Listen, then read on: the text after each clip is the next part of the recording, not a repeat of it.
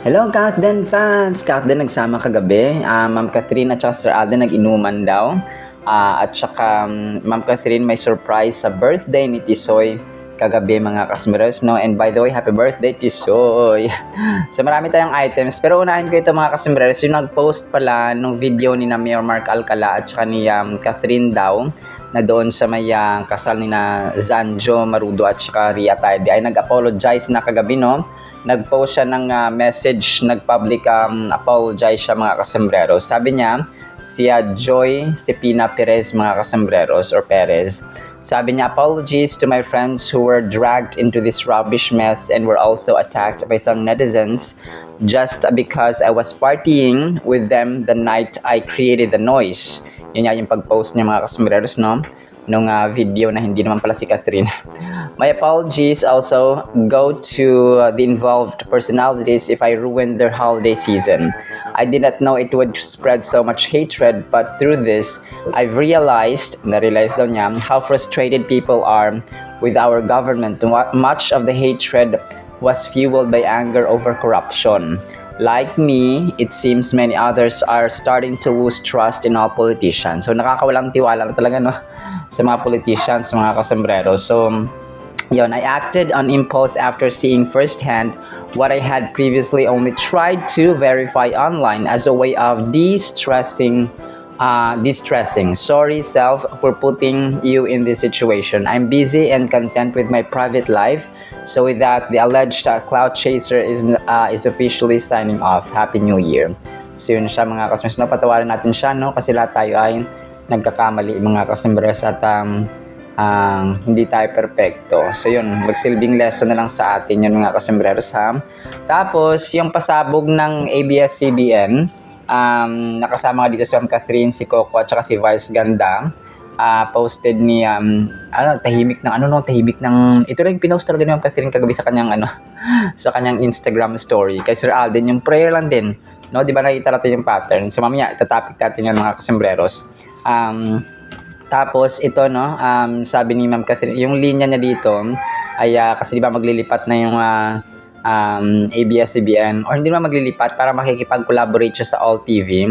So sabi ni Ma'am Catherine dito ay together forever, kapamilya, tahanan natin ang isa't isa. Sabi nga ni Ma'am Catherine mga kasombrero. So ang sabi ni na Coco Martin at Vice Ganda dito ay bukas na nga kahapon or kagabi nga ito na i-post mga kasombreros. Tapos of course mamaya kasi birthday na ni Alden, nag-remind ang Alden trendsetters mga kasombreros. Watch out for our online celebration for Alden's birthday. Celebration starts January 2, 8 a.m. Philippine time. So nagsisimula na pala, no, kasi nag-voice over ako ngayon ay 9:34 a.m. January 2 mga kasombreros. So yun po, no. Si Alden ay 34 na mas nauna kasi tayo dito, no, sa time zone mga kasembreros. So doon siguro sa kanila ay gabi pa. Tapos dito gabi pa sa kanila ng January 1. Tapos dito naman ay araw na sa atin mga kasembreros. Tapos ito pala yung video nung tawag dito, yung yung sa Amerika si Alden at saka yung kanyang pamilya na kumakain. Tapos ina-explain ni waiter, no, yung pagkain na siniserve nila kaya Alden at saka kanyang family mga kasembreros. So naririnig ko dito yung tuna, strawberries, pepper, tapos may yung sa top daw niya is California fine mushroom. Tapos may mga herbs mga kasembreros, horseradish, may malunggay. May malunggay, may waffle and so on. So ito yung video kasi di ba yung na-flash ko nung nakaraan ay yung picture lang mga kasembreros. So ito pala yung video niya. So ang cute lang kasi si Alden ay nakikinig lang, no, si Soiti mga kasembreros. Tapos next item natin. So ito na rin yung video nung kay Baby Kiuna at saka sa kanyang mama, no, na si Ate Tin mga kasembreros. So ito ay sinayaw, parang inak din ni na Catherine at saka ni Baby Kiona nung nakaraan. Pero ito naman yung kanyang mama. So when a big world, when a big, yung nag-heart sila mga kasembreros ng kamay. Tapos para may baril, no, yun yung kanyang music background mga kasembreros. And blues, so parang hindi ko alam kung, kasi bago yung kanta. Pero yun siya, no, naging sikat na kasi kapag ginagamit na nila Kath and then ang mga sikat na mga vloggers din ay nagiging sikat na rin yung mga yung mga kanta, mga kasembreros. So ginagaya na rin nila, no, mga kasembreros ng Kath Fanatics. Tapos ito, si Ma'am Sharon Cuneta, no, actually fan lang siya yung nag-post. Pero yung greeting ay from Sharon, no, the megastar. Tapos yung pangalan dito ng nag-post ay si TSG Shagab. Happy 15th anniversary in showbiz, Alden Richards. Tapos picture nila ni Sharon Cuneta, mga kasembreros. So na alam natin na close ito sila, no, ni Ma'am Sharon, kasi nga nagkaroon sila ng movie na A Family of Two, na umani din ng maraming awards, mga kasembreros. And then ito, next item natin, mga kasembreros. So si Tita Long Gumatay 1 hour ago ay nag-post din pala siya, no, nung pumunta si Ma'am Catherine sa black screening ng and may nakakatuwang kwento pala to. Hindi pala alam ni Kath na si mama niya yung isa sa mga producers ng Anne Mary, ni Zanjo Marudo at Angelica Panganiban. So nalaman na daw niya late na, mga kasembreros. So grabe, no? So hindi pala siya pumunta doon para sa kay mama niya lang na kasi hindi niya pala alam in the first place. So nandun siya para talagang suportahan sina Zanjo Marudo at saka Angelica Panganiban, mga kasembreros. So na-feature din yon sa PEP, mga kasembreros, no, pep.ph 4 hours ago. Catherine Bernardo, nakakagulat siya, nagulat nga din ako, na surprise. So yun, no, kasi nga hindi sinabi ni Mama Min na siya pala yung isa sa mga producers ng Anne Mary, ni Zanjo at saka ni Zanjo at Angelica Panganiban, mga kasembreros. So talagang genuine, no, yung pag-suporta ni Kath sa kanyang mama, mga kasembreros. Tapos yung TCL 12 hours ago, posted by Annalyn Umbanya, na supporter din ni Kath, mga kasembreros, ay parang bumati lang siya noon na Happy New Year. Tapos yung TCL picture ni Phenomenal Box Office Cinema Queen, mga kasembreros. Tapos nag-share pala ng yung Big Tiger, nag-share pa sila ng iba pang behind the scenes kagabi, ng iba sa mga eksena, iba pang eksena, mga kasembreros, na ginawa ni Sir Alden dun sa Big Tiger movie nga nila. So dito ay parang nasa riles ng trend sila, mga kasembreros. Tapos yung isang eksena dito na parang nayusan si Alden kasi nga duguan kunwari siya, no, naka-white yung kanyang long sleeve, mga kasembreros. So ang lupit. Ang daming cast, no, makapag-produce ng movie. Of course, ang daming mga dapat magtrabaho, ang daming dapat na maging cast and maging part ng production, mga kasembreros, lalo din sa Hello Love Again, no. Talagang sobrang dami nung naging part kasi from Hong Kong to Canada. So sa Canada dapat marami na doon nag-abang ng mga production team, kasi kailangan yung location, yung mga gaganap, so and so on, mga kasembreros. Tapos ito, posted 14 hours ago ni Ma'am Arlinda Cabog, no. Wala siyang caption dito, pero picture ito ni Kath papuntang Thailand. Sabi nito fresh from the US. Pero ito po ay hindi sa US, no. Na kuha pa sasabi na nanggaling siya sa US, mga kasembreros. So si Ma'am Kath ay dito lang sa Pilipinas na spending time with her family, mga kasembreros. And then so ito na nga yung ating main item, na yung dalawa daw ay nag-celebrate ng si Ma'am Kath and Alden ang nag-celebrate ng birthday kagabi ni Tisoy, mga kasembreros. Tapos may picture dito na parang may drinks si Kath, mga kasembreros. So tapos yung kay Alden naman ay itong isa na nag-aabot ng drinks din po, mga kasembreros. So hindi sila nag-inuman, pero ito po ay matagal na po ito, mga kasembreros, na picture, ha, kasi ang nag-post din dito si Dubai Palaboy. Sabi niya, "Cheers to 2026, isang bagong taon na puno ng pag-asa, growth at mas maraming dahilan para ngumiti. Salamat sa walang sawang suporta at pagmamahal. Sama-sama tayong haharap sa 2026 na may positibong puso at bagong pangarap. Ikaw, ano ang wish mo ngayong 2026? So, pero ito po, yung picture na ito ay throwback, no? Wag po tayong malito. Ma'am Catherine, wala siyang post talaga, maliban nga dun sa pag-invite nila sa All TV nila na collaboration na finlash natin mga kasembreros. So, tatry ko rin i-flash ito mamaya. Ito nga sinabi nila mga kasembreros, no? Na kung saan ay nag-invite sila sa All TV nila na collaboration. So yun, hindi man nagsama ang Kathden, pero alam nating panatag tayo. And yung pattern talaga ng pagpo-post nila sa Lang Sokmed, kasi di ba last year, talagang si Catherine, nakita natin yung very nagpo-post talaga siya ng kanilang ganap ng kanyang family mga kasembreros nung New Year. Tapos ngayon talagang paano nangyari? So parang biglang naging matipid, no? Kasi nga private life is a happy life sa Kathden mga kasembreros. So sila talaga yung sila talaga yung kumain siya ng grapes, di ba? So na hindi na niya parang basta no, parang naging kakaiba. So pero alam natin yung mga moves nila mga kasembreros pareho ni Alden Richards at saka ni Catherine mga kasembreros. Pareho yung kanya. And sana man lang, no, kasi si Ma'am Catherine, medyo nakakasira nito ng image na itong picture na parang umaabot siya ng inumin. So, kasi alam ko healthy living na yun si Ma'am Catherine, hindi na siya nainom gaya ng dati. Kaya nagulat ako dito. Wala lang akong petsa kung kailan ito, pero alam kong throwback kasi yung itsura ni Ma'am Catherine ay bata-bata pa dito mga kasembreros. So, hindi ito recent na picture. Kasi chinek ko yung Instagram niya. Kung si Ma'am Naybara mag-post ng kasi recent, no, mostly nang pinapost ni Ma'am Naybara ay recent talaga mga kasembreros. So kapag pinost niya ito, ibig sabihin ay recent. Na minsan nga advance si Ma'am Naybara Lopez. Nagulat akong parang may nagpapasa sa kanya. Parang may siya doon, parang may spicy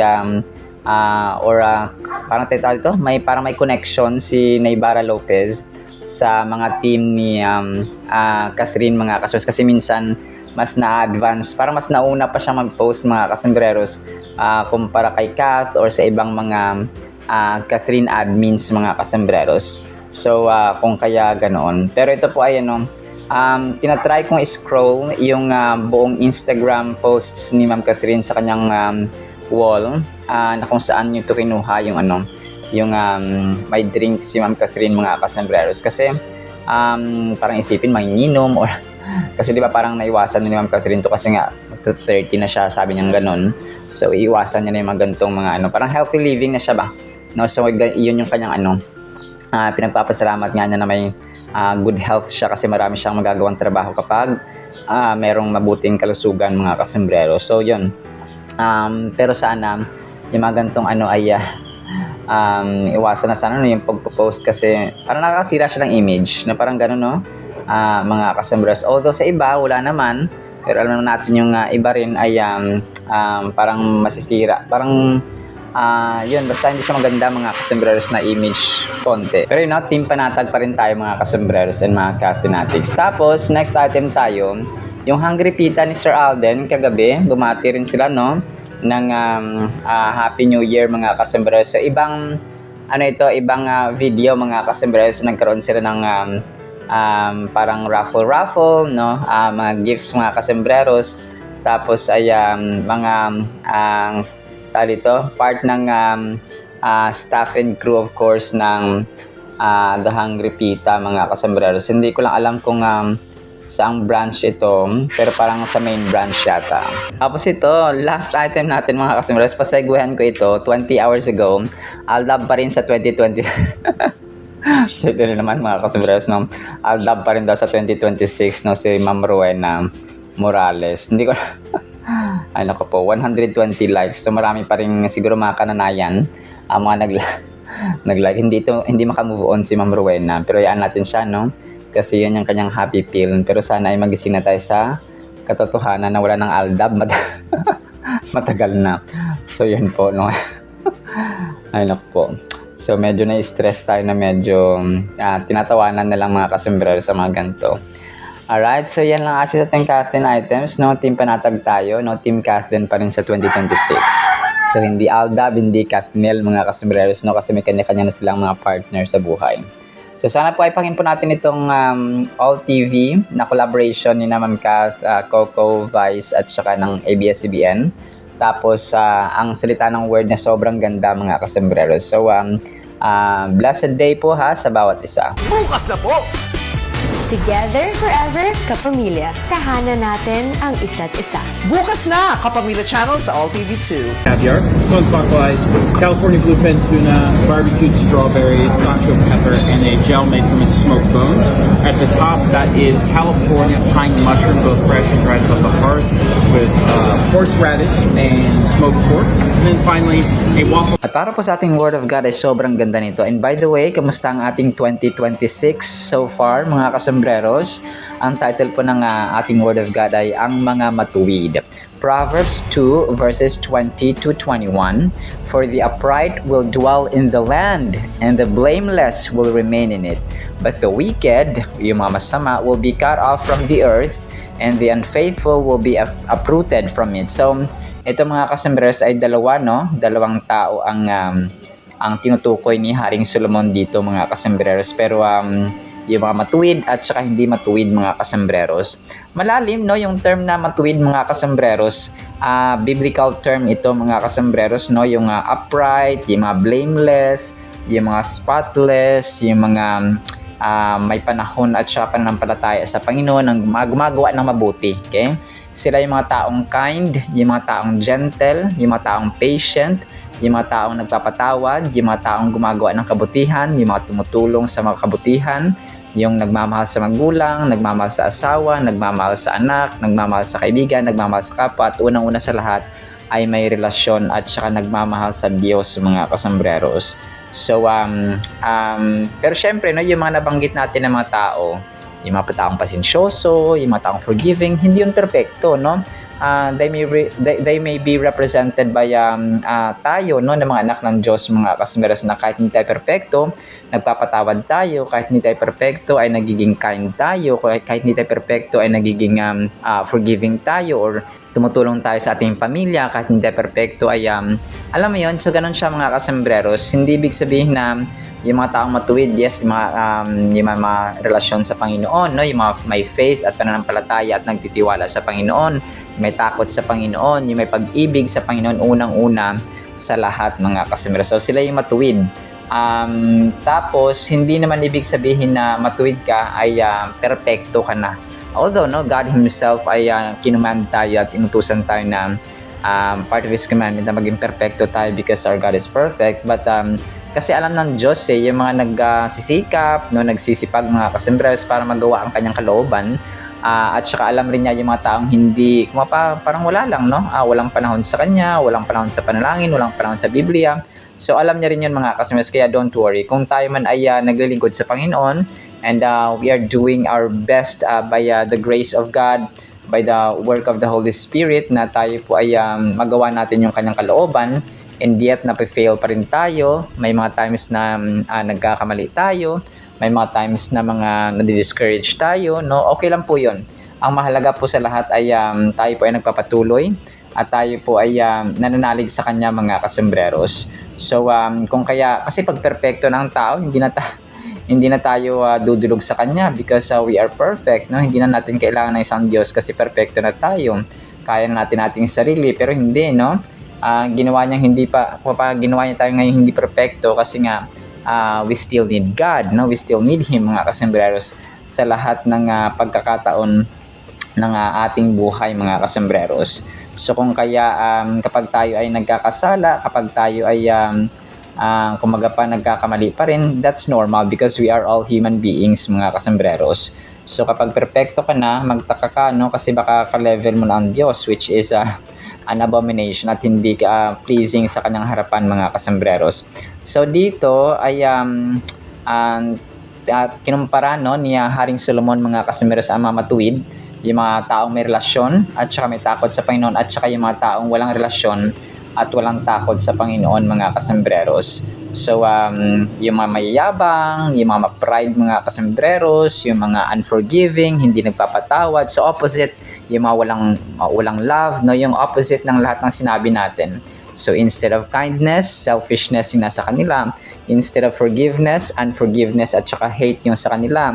Instead of patience, ay impatience yung meron sa kanila, no? Ill-tempered sila mga customers or bad-tempered. Madaling magalit. So, imbis na humility, ay pride yung nangyiraw sa kanila. And so mga kasambreros, this verse from Proverbs conveys a powerful message about the consequences of one's actions. It emphasizes the idea that those who live a righteous and moral life will ultimately find security and stability in their environment, symbolized by dwelling in the land. So, yun, may pangako, no? In other words, mga kasambreros, ay may pangako ang Diyos sa mga taong matuwid at saka may consequences naman sa mga taong hindi matuwid, mga kasambreros. So, talagang, of course, pipiliin natin yung matuwid na pamumuhay because that's what God wants us to do, mga kasambreros, and para pagpalain tayo. It's for our own benefits, mga kasambreros, and advantage kapag tayo po ay kumaga panamumuhay ng may katapatan at matuwid, mga kasambreros, sa harapan ng Panginoon. On the other hand, it warns that those who choose to engage in wickedness, sa mga masamang gawain, and immorality will face a fate of being cut off from this same sense of security and stability. So kung kaya kapag yung challenges natin at saka problema sa buhay ay kaliwat kanan, parang sabihin mo, wala na, parang tuloy-tuloy na, parang hindi pa natapos yung isang problema sa pamilya, andyan na naman yung isa, tapos andyan na naman yung isa, kinabukasan. So parang siya, no? Parang naging sumpa. So mag-isip-isip na tayo. So let's ask for forgiveness and repent, mga customers, repentance sa Panginoon sa ating mga pagkakasala because hindi natin namamalayan na naging sumpa na pala yung ating nararanasan na yan, mga kasembreros. So we have to humble down ourselves, ask for mercy, ask for God's grace and favor and forgiveness, mga kasembreros, especially sa ating mga sarili at sa ating pamilya, mga kasembreros. Reflecting on this verse prompts us to consider our choices and actions. Are we conducting ourselves with integrity, empathy, and compassion, or are we allowing greed, na yung kasakiman, mga kasama, dishonesty, yung mga hindi tapat, and cruelty to guide our decisions? So yun, kailangan mag-isip-isip na kung ano ba yung nagdadrive sa atin, ano ba yung nangibabaw sa atin, ito mga bagay ba na masama, yung immorality and so on, mga kasembreros, or yung may integrity, may katapatan at pagiging matuwid, mga kasembreros. Proverbs chapter 2 verses 21 to 22 encapsulates the contrasting destinies of the righteous and the wicked. So destiny, yung mararanasan at may experience na consequences na mga masama at reward naman ng mga taong matuwid, mga kasembreros. The upright will live in the land. Ito yung mga taong matutuwid, mga kasembreros, na gumagawa ng kabutihan. Signifies the blessing, no, of stability and prosperity for those who walk in righteousness, while the blameless will remain in it. Emphasizes the enduring nature of these blessings, hinting at a lasting inheritance. So yung blameless ba, yung ibig sabihin walang tinuturing silang ng Diyos na matuwid, mga kasembreros, walang kasalanan. So although in a sense, no, sa ating pagiging mortal being, tayo po ay may kasalanan talaga, pero alam kasi ng Diyos na parating sasabi ng Biblia, alam ng Diyos kung sino ang mga gumagawa ng masama at gumagawa ng mabuti, yung mga nananalig sa Kanya at nagtitiwala at may pananampalataya sa Kanya, at kung sino naman yung wala, mga kasembreros. So yung mga taong walang panahon sa Biblia, walang panahon sa panalangin at hindi gumagawa ng kalooban ng Panginoon, hindi nananalig at hindi umiibig sa Panginoon, so tinuturing yun ng Panginoon na wicked or mga taong masasama, mga kasembreros. So unfaithful ba, no? Sa bagong tipan, yung mga unfaithful, yung mga immoral, mga kasembreros, yung mga gumagawa ng kahalayan, gumagawa ng kasamaan in general. So the wicked will be cut off from the land for warrants of removal and destruction from those who stray from God's ways, and the unfaithful will be torn from it. Underscores the severe consequences of betraying, ayan, yung pagtataidor, betraying God's covenant, leading to a violent separation from blessings.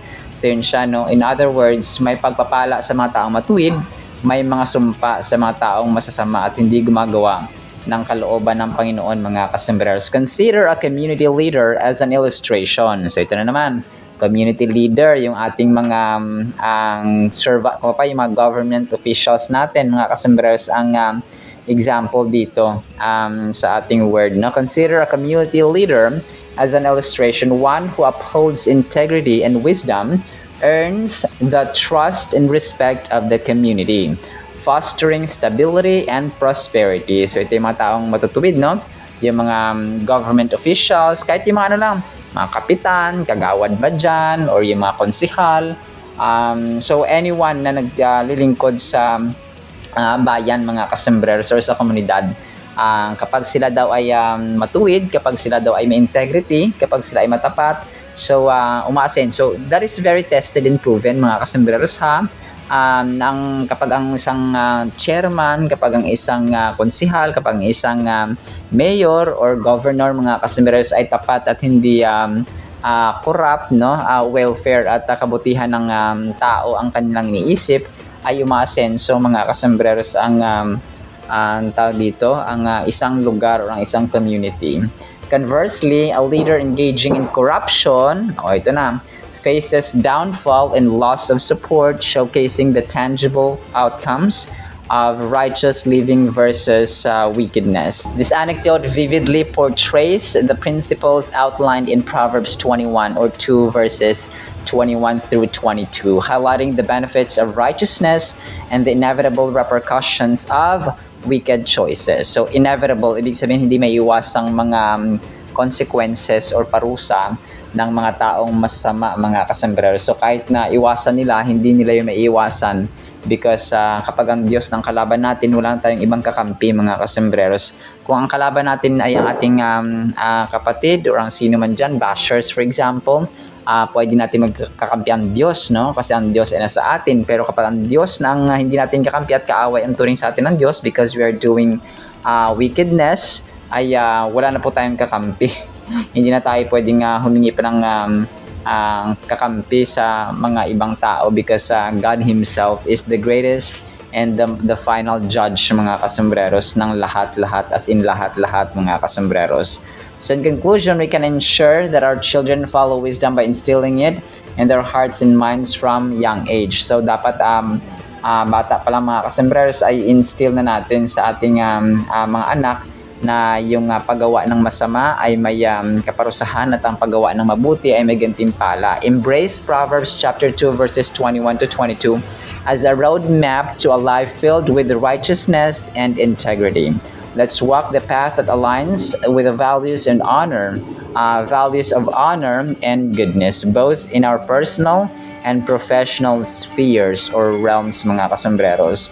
So napakahalaga po talaga na tayo po ay, especially kapag parents tayo, yung mga anak natin talagang kailangang palakihin natin sila, no, ng may pananampalataya at may paniniwala at may pag-ibig sa Diyos, mga kasembreros. Because God first, or Jesus Christ first, loved us. Alright, so yun lang sa ating Word of God, ha. Ngayong New Year ay simulan natin ng tama, pamumuhay na matuwid at saka nakakalugod sa harapan ng Panginoon by spending time, of course, no? Pagbabasa ng kanyang salita, panalangin, and then yung pagsunod sa kanyang kalooban. In the mighty name of Jesus we pray. Amen and amen. See you sa next segment, mga kasembreros, and paalam po. I love you.